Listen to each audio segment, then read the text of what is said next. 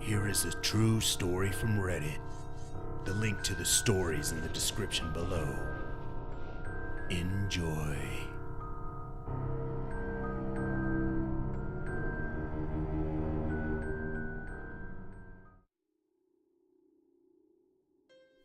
I live in Cypress, which is considered a good, safe part of Houston, Texas.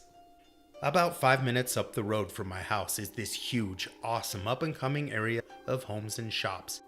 Basically its own mini fancy town. So one restless night, I desperately wanted some cookie dough. It was 11 p.m. and I hopped in my car and drove the 5 minutes to the newly built Kroger grocery store. As I'm walking through the aisles, I came to the realization that I'm the only customer here, and that all of the employees were in the back, stocking shelves. I found what I needed and headed to the self-checkout aisle. I could see there was one employee, a young Indian boy working behind a computer at the end of the checkout.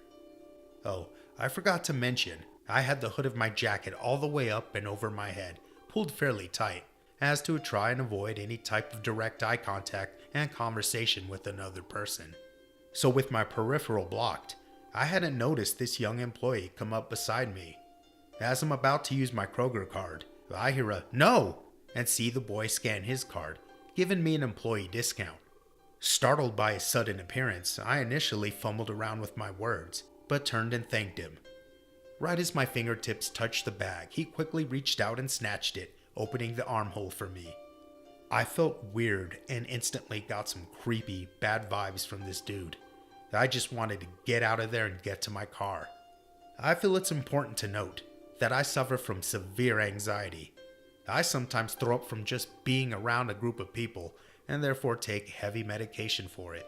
But those with severe anxiety know that no matter how many prescriptions you're on, it never truly goes away. So this is when it started getting really bad. As I'm leaving, he grabbed hold of me and pressed me up against him. Now he's walking with me to the front door. I'm so surprised and shocked, my body froze up. I should have just shoved him and ran, but my anxiety made me a deer in headlights. As we're walking, he's softly whispering to me, "Oh my love, oh my baby, my love," over and over again, all the while stroking my head. I realized we're seconds away from walking out and that the other employees are out of earshot. None of them will hear me screaming and there are no other customers to come to my rescue. At one point in time, I'd worked at a famous wing restaurant and was used to strangers coming up and asking to take a picture with me.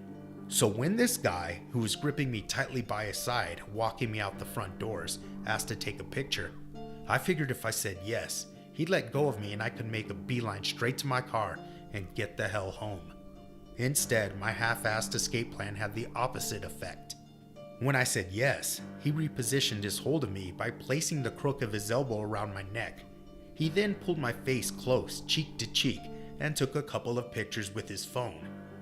He could feel me trying to pull away and puts me in a tight bear hug. He then kissed me all over my face while repeatedly saying, "My baby, my baby." I can't scream. I can't run. I'm completely frozen by my anxiety. I began nervously laughing and continued trying to pull away, but he kept yanking me back again and again. Then he grabbed me with an even tighter bear hug, pinning my arms to my side, unable to move them. After what felt like an eternity, he finally let go of me. Now he's begging me to just stay 5 more minutes so we could be together when his shift ended. I'm telling him no, that I had to get home and needed to leave. Suddenly, he retreated back inside, and that's when I bolted to my car. I'm not looking back as I'm running, terrified he's chasing me. I threw open the door and jumped in, still trying to wrap my head around the fact an actual employee had just brazenly done this to me. During his shift, no less. I turned and saw him sprinting out the front, frantically looking around, searching for me. I started the car and sped off to a bar I worked at, and confided in my friends of what just happened. I've seen and heard every scenario under the sun, and always thought I would recognize the signs of danger, making me invincible in a way. But this caught me off guard and shook me to my core. I broke down in my friend's arms, crying. They were urging me to call corporate, but I just wanted it to be over. He had pictures of my face and if I got him fired, Lord knows what would have happened. It wasn't until I realized he could possibly do this to someone else that I finally agreed to contact Kroger's corporate headquarters. After several back and forth emails describing the situation and me sending them my receipt so they could pinpoint the time in reviewing the security footage, I was soon notified that everything I'd said had been corroborated. They saw I was obviously trying to get away from him, and consequently, he was fired for the assault. I more or less got a sorry along with that statement that he'd been let go. People still ask why I didn't fight back, punch him, kick, scream, etc. And all I could say to that is my body froze up. I froze from the fear and shock. If you lived it like I had, you'd understand.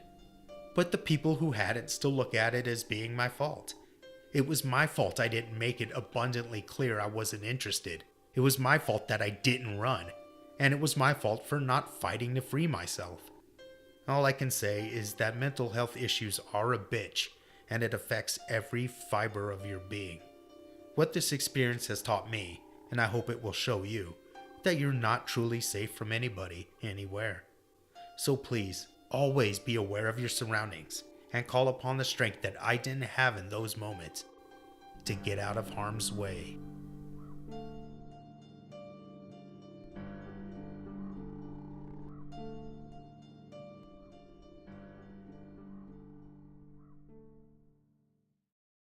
Well, I hope you guys enjoyed.